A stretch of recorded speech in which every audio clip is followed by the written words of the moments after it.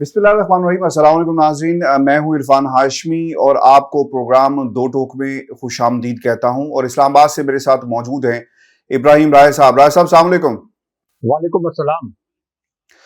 राय साहब, आज 3 खबरें हमारे पास, लेकिन प्रोग्राम शुरू करने से पहले मैं अपने तमाम जो हमारे सुनने वाले हैं उनको हमें इत्तला दे दें कि आज से हम 2 प्रोग्राम दो टोक के करने जा रहे हैं। एक आपको शाम को पाकिस्तानी वक्त के मुताबिक तकरीबन 8 बजे, और जो रेगुलर हमारी स्लॉट है सुबह 8 बजे की, आप दो टोक को सुन सकेंगे।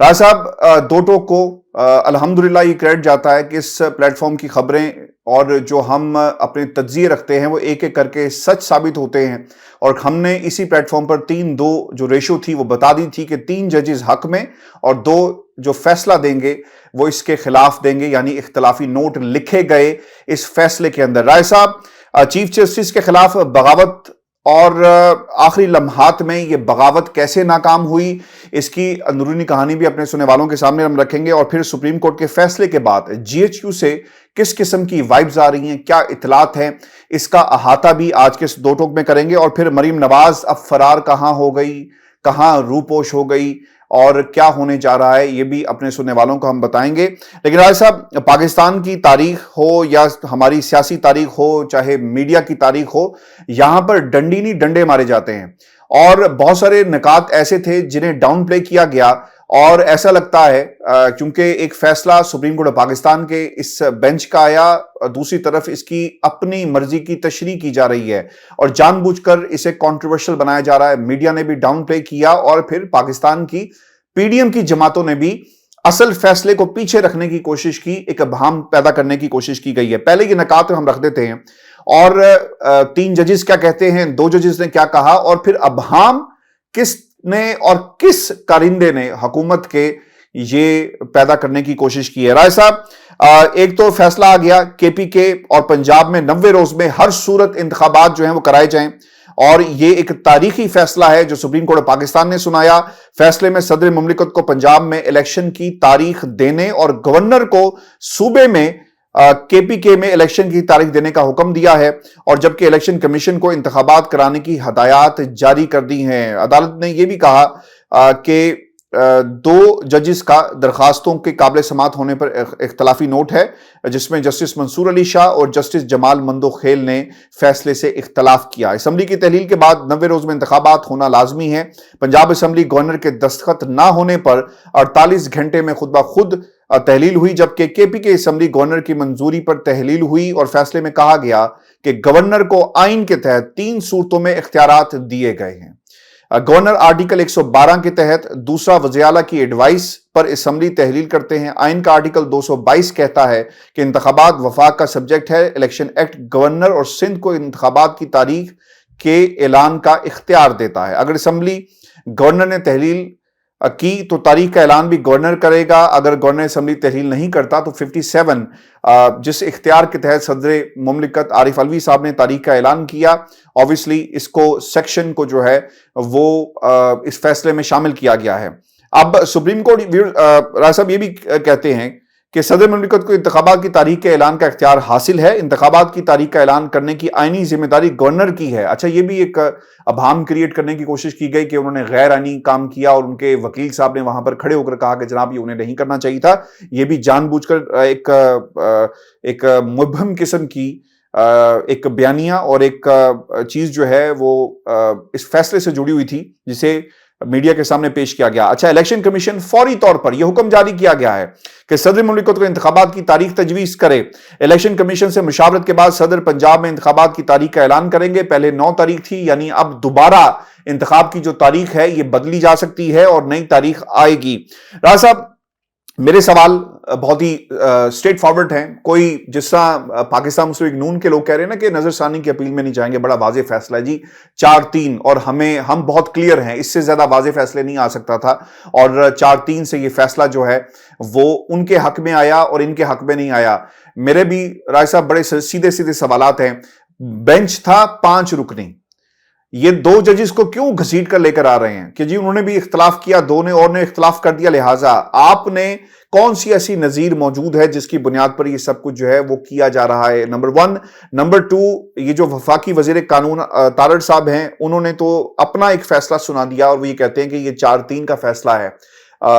صدر پاکستان کا ایک آئینی کردار، اس کو بھی عدالت نے مانا کہ انہوں نے جو کچھ کیا وہ ٹھیک تھا، اور پھر کے پی کے معاملے پہ گورنر کی پاورز ان کو بھی ریسٹور کیا گیا اور کہا گیا کہ آپ نے یہ کام نہیں کیا، آپ نے آئین کی خلاف ورزی کی ہے، یہ فیصلے میں لکھا گیا۔ پھر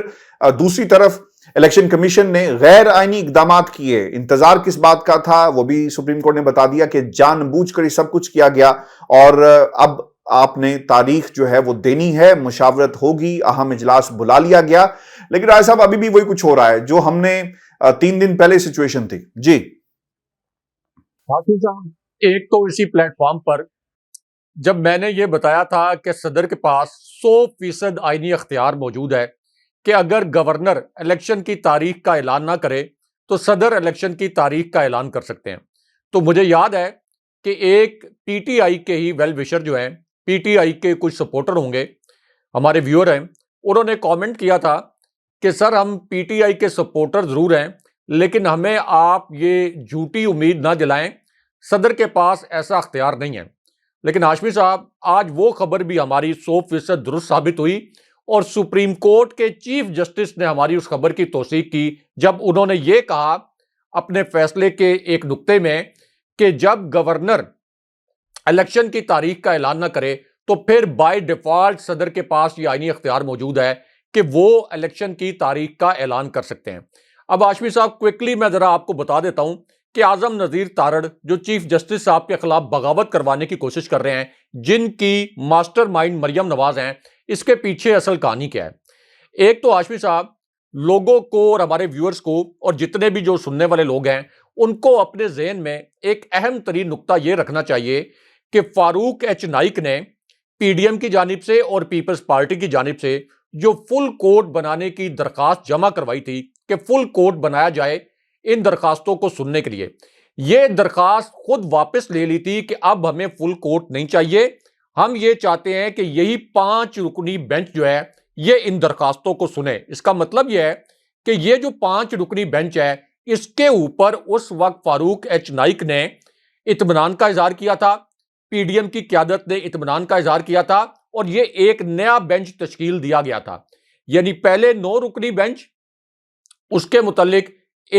مطلب آپ یہ کہہ لیں کہ مریم نواز کی دھمکیوں کی وجہ سے اور مریم نواز کے دباؤ کی وجہ سے جسٹس اعجاز الحسن کو بینچ سے الگ ہونا پڑا تھا، حالانکہ اس وقت بھی سپریم کورٹ کو ان دھمکیوں سے مرعوب نہیں ہونا چاہیے تھا، چیف جسٹس صاحب کو اس وقت ان دھمکیوں کو رد کرنا چاہیے تھا، لیکن بہرحال ان دھمکیوں کی وجہ سے چونکہ یہ سیسیلین مافیا کی طرح ایکٹ کرتے ہیں تو جسٹس اعجاز الحسن جو کہ جسٹس فائز عیسیٰ کے بعد چیف جسٹس بنیں گے ان کو بینچ سے الگ ہونا پڑا، اور اسی طرح جسٹس مظاہر نقوی کو بھی بینچ سے الگ ہونا پڑا۔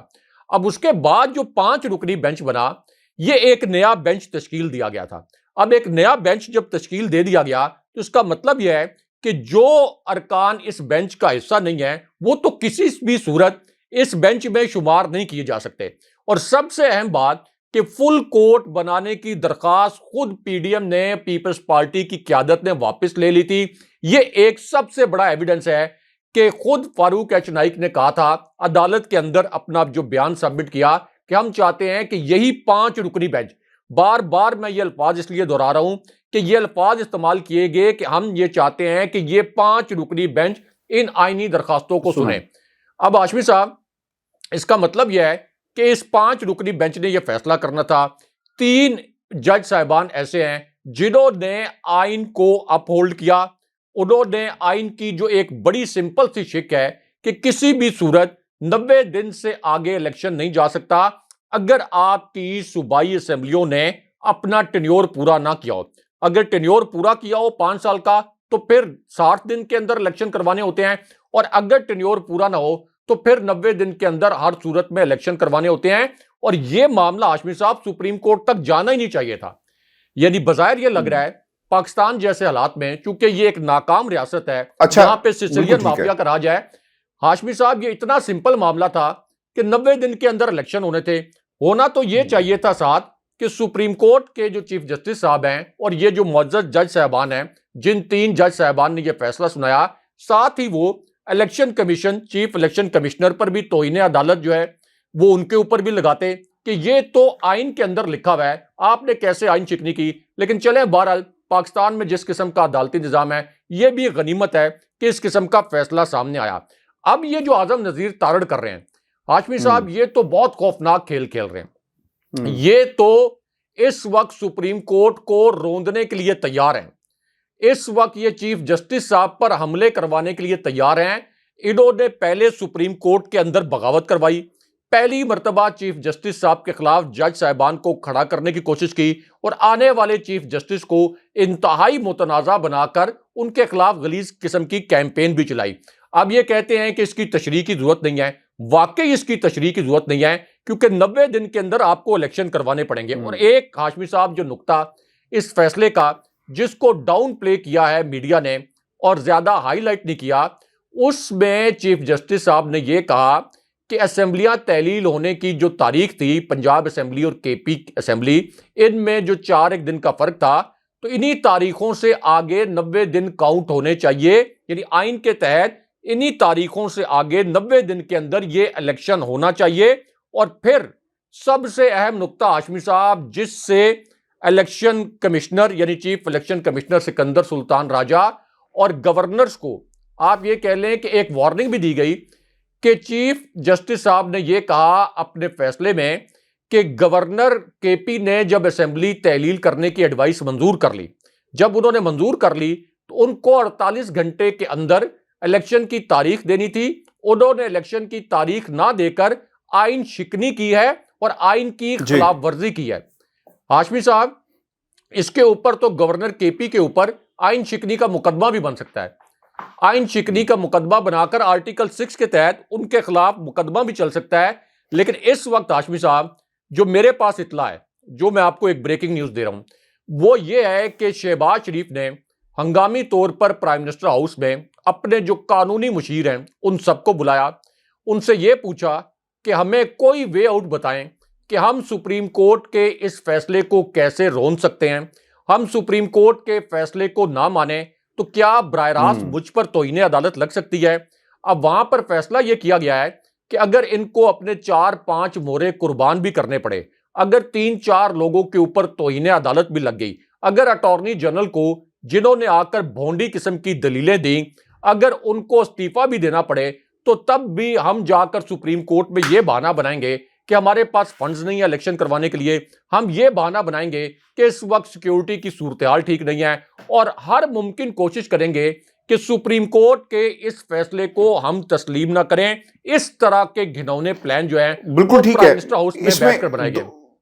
2 چیزیں بڑی اہم ہیں، اور یہ بھی اب نقطہ اٹھایا گیا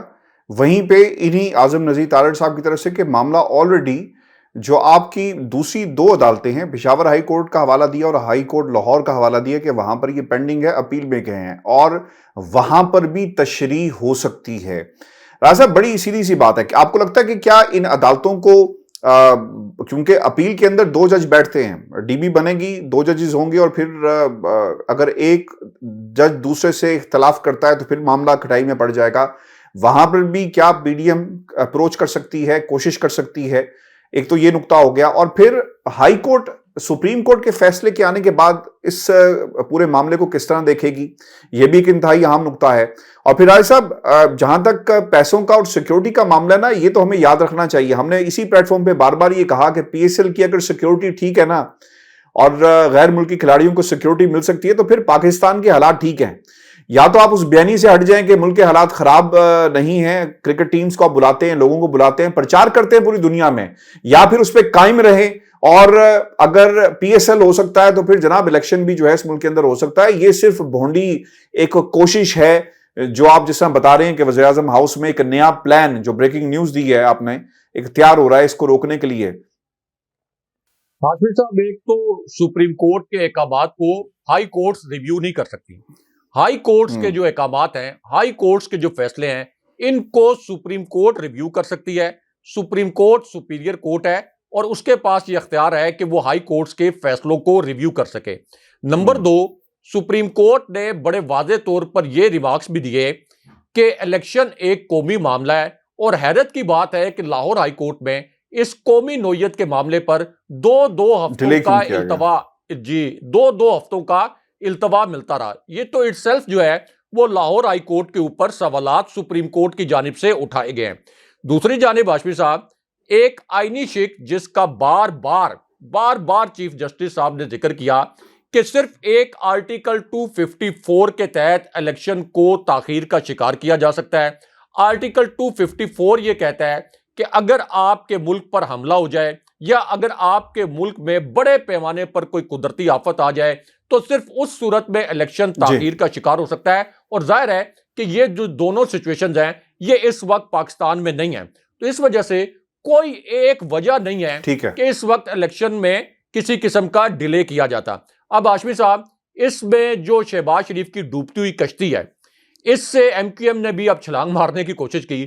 کیونکہ آپ کو پتا ہے کہ ایم کیو ایم جو ہے وہ سیاسی طور پر کس طرح بلیک میلنگ کرتی ہے۔ جیسے یہ فیصلہ سامنے آیا، ایم کیو ایم کو یاد آ گئی کہ آصف علی زرداری نے ہم سے جو وعدے کیے گئے تھے وہ وعدے پورے نہیں کیے۔ اس کے بعد شہباز شریف کو چاروں ناچار آج کے اتنے کریٹیکل ڈے پر ایم کیو ایم کے ڈیلیگیشن سے ملاقات کرنی پڑی، اور اب سرکاری وسائل سے ایک طرف ہم پوری دنیا سے بھیک مانگ رہے ہیں، تو اب مراد سے نوازا گیا ہے ایم کیو ایم کو ایک ایسی صورتحال میں جب پاکستان کی معیشت دیوالیہ ہو چکی ہے۔ اور ایک اور خبر یہ فیصلے سے ریلیٹڈ بھی ہے کہ آج ہی کے دن میں یہ جو نااہل حکومت ہے اس کا وہ کارنامہ بھی سامنے ہے ہاشمی صاحب، کہ جو عالمی ریٹنگ ایجنسی ہے موڈیز، اس نے پاکستان کی معیشت کو ایک اور نیچے درجے میں پھینک دیا ہے، اور آج یہ کہا ہے کہ پاکستان کی ریاستی گارنٹیز فالٹر کر گئی ہیں اور پاکستان مکمل طور پر دیوالیہ ہو گیا ہے۔ تو اب آپ بتائیں کہ یہ جو کرپٹ اور نائل حکومت ہے، ایک تو معیشت کو انہوں نے مکمل طور پر ڈبو دیا، اور اب یہ سپریم کورٹ کے اوپر حملہ آور ہو رہے ہیں، اور یہ جو سپریم کورٹ پر حملہ آور ہونے والے کردار ہیں یہ سارے اشتہاری ہیں، یہ سارے مجرم قرار پائے ہیں، عدالتوں سے اشتہاری مجرم پیشہ ور مفرور قرار پائے ہیں۔ یہ جو آپ کی پوری کیبنٹ ہے اس کے اندر 85% لوگ جو ہیں وہ ضمانتوں پر تھے، تو یہی لوگ اب عدالتوں پر حملہ آور ہیں اور عجیب و غریب قسم کی تشریح کر رہے ہیں۔ اب یہاں پر دیکھنا یہ ہے کہ چیف جسٹس صاحب اور ان کے ساتھ یہ جو ان کے برادر ججز ہیں یہ آئین کی بالادستی کے لیے کس طرح آپ یہ کہہ سکتے ہیں کہ اپنی فوٹنگ پر یہ کھڑے رہتے ہیں اور آئین کی جو بالادستی ہے اس کو یقینی بناتے ہیں۔ اچھا راج صاحب، خان صاحب نے جیل بھرو تحریک معطل کرنے اور انتخابی مہم کے آغاز کا باقاعدہ جو ہے اعلان کر دیا ہے، اس پر کافی غور و خوض کیا گیا اور اب یہ فیصلہ کر لیا گیا ہے کیونکہ سپریم کورٹ آف پاکستان کا فیصلہ آیا اور اس پر اب مشاورت جو ہے وہ کی جائے گی۔ لیکن مجھے ایسا لگتا ہے کہ یہ معاملہ ایک بار پھر کھٹائی میں پڑے گا اور کوئی نہ کوئی بہانہ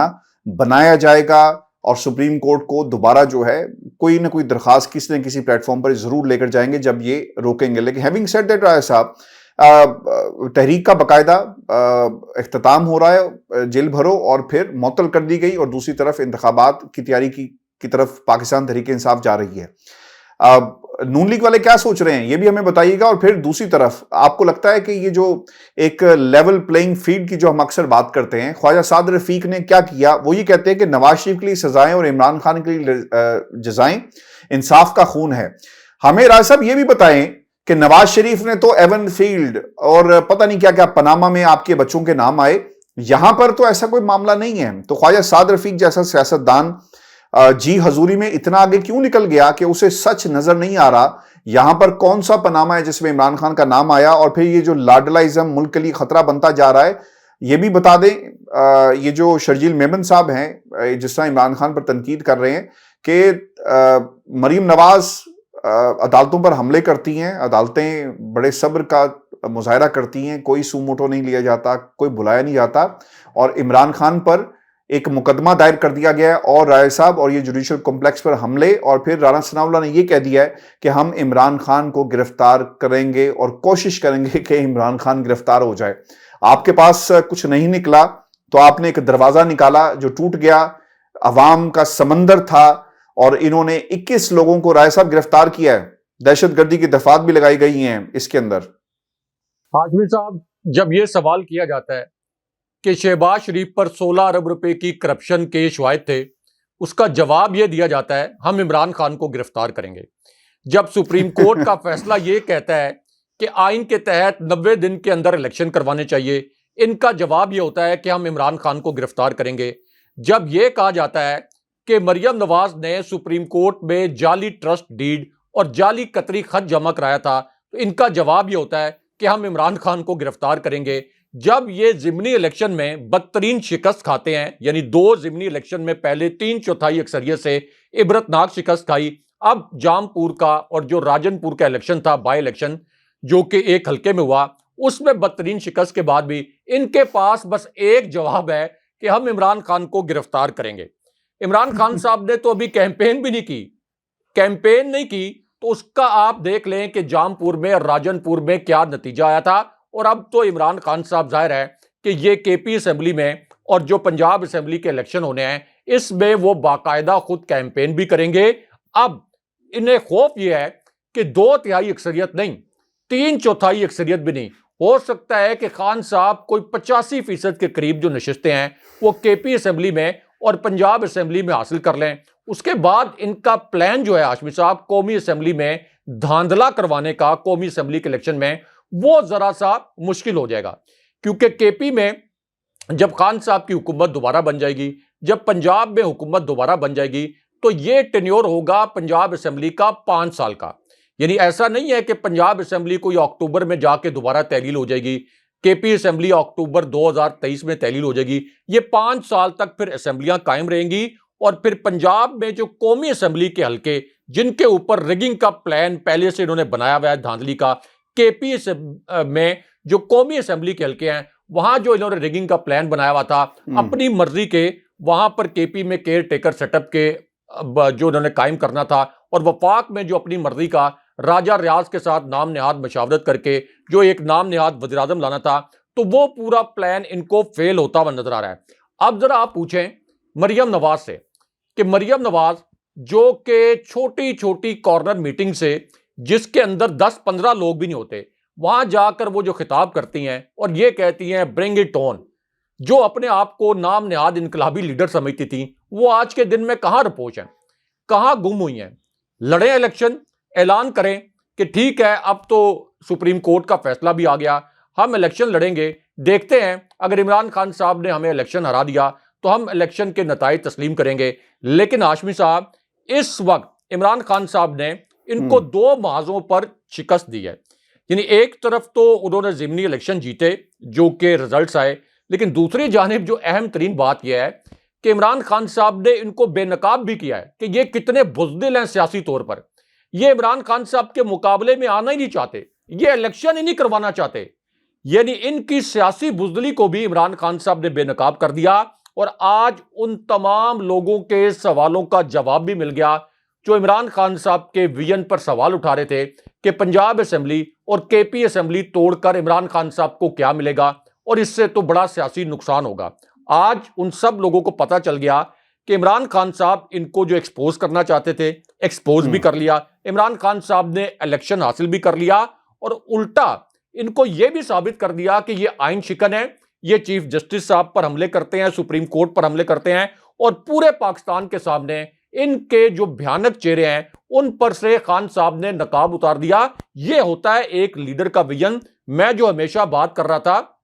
کہ ایک لیڈر جو ہے وہ بہت دور تک دیکھنے کی صلاحیت رکھتا ہے۔ اب ظاہر ہے کہ کارکنوں کی اپنی اوپینین ہوتی ہے، کچھ کارکن جذباتی بھی ہوتے ہیں، تو کچھ لوگ اس طرح سے سوالات اٹھا رہے تھے، لیکن اس وقت بھی ہمیں پتا تھا کہ عمران خان صاحب نے جس طرح پہلے ناممکنات کو ممکن کر کے دکھایا، یہ ناممکن جو ایک عمل لگ رہا تھا اس کو بھی وہ ممکن کر کے دکھائیں گے۔ راج صاحب، پاکستان کے جو طاقتور حلقے ہیں وہ سٹیک ہولڈرز ہیں اس نظام کے، اور ہمیشہ خان صاحب بھی کہتے ہیں کہ ان کو اپنا جو اثر و رسوخ ہے انتخابات کے لیے استعمال کرنا چاہیے تاکہ جمہوریت جو ہے وہ ڈیریل نہ ہو اور باقاعدہ ٹریک پہ آ سکے۔ اس فیصلے کے بعد جمہوریت کی فتح ہوئی ہے، امپلیمنٹ کروانا ہے، کیا سوچ رہے ہوں گے اس وقت طاقتور حلقے پاکستان کے؟ جی ایچ کیو راج صاحب کیا سوچ رہا ہے اس وقت؟ ہاشمی صاحب، جی ایچ کیو اور فوج کے بجٹ پر 20 ارب روپے کا کٹ لگ گیا۔ ایک طرف جہازی سائز کی کابینہ، دوسری جانب مریم نواز کو 64 گاڑیوں کا سرکاری پروٹوکول، اس کے لیے تو وسائل ہیں، لیکن فوج کے بجٹ پر 20 ارب روپے کا کٹ لگ چکا ہے۔ آپ کی اکانومی مکمل طور پر تباہ ہو چکی ہے، اور اب ملک میں اس قسم کا یہ انتشار پھیلا رہے ہیں جہاں پہ سپریم کورٹ کے جج صاحبان کو ایک دوسرے کے ساتھ دست و گریبان کر رہے ہیں، یعنی ملک میں انتشار بھی پھیلا رہے ہیں، ملک کو دیوالیہ بھی کر رہے ہیں. تو اس پوری صورتحال میں کوئی بھی جی ایچ کیو، یعنی جنرل عاصم منیر کا جی ایچ کیو، کسی بھی آرمی چیف کا جی ایچ کیو، کسی بھی آرمی چیف کی اسٹیبلشمنٹ ہو، تو وہ کیا اس پوری صورتحال میں یہ جو سچویشن ہے اس کے لیے اطمینان کا باعث ہو سکتی ہے؟ ایک تو پہلے یہ اطلاع گردش کر رہی ہے کہ جو اس حکومت کی معاشی ناکامیاں ہیں اس کے اوپر جی ایچ کیو میں ایک اضطراب پایا جاتا ہے. اب ظاہر ہے کہ جی ایچ کیو ایک اسٹیبلشمنٹ کا نام ہے، تو اس طرح کی اطلاعات گردش کر رہی ہیں کہ پہلے ہی ایک اضطراب موجود ہے، خاص طور پر یہ فوج کے بجٹ پر جو کٹ لگایا گیا ہے. اور دوسری، اب جس قسم کا یہ تفرقہ اور انتشار پھیلا رہے ہیں اور جس طریقے سے سپریم کورٹ پر حملہ آور ہو رہے ہیں، تو جی ایچ کیو ان کی نااہلی، ان کی کرپشن، ان کی نالائکی اور اس کے بعد جس طریقے سے یہ ملک کو تقسیم کر رہے ہیں، تو ان کا بوجھ زیادہ دیر تک نہیں اٹھا سکتا. اور الٹیمیٹلی آپ یہ دیکھیں گے کہ عمران خان صاحب کی جس طرح کی پاپولیرٹی کی ویو ہے، جس طرح سے آئین کے تحت یہ فیصلہ آیا سپریم کورٹ کا، تو الٹیمیٹلی آپ دیکھیں گے کہ جی ایچ کیو کو ان سے دوری اختیار کرنی پڑے گی اور ان کا بوجھ اٹھانا جی ایچ کیو کے لیے ممکن نہیں ہوگا. بہت شکریہ صاحب. ویورز، یہ آج کا ہمارا شو تھا. اپنے کمنٹس ضرور بھیجیے گا اور چینل کو ضرور سبسکرائب کریں. مجھے اور ابراہیم راہی صاحب کو اجازت دیجیے. اللہ نے اللہ نے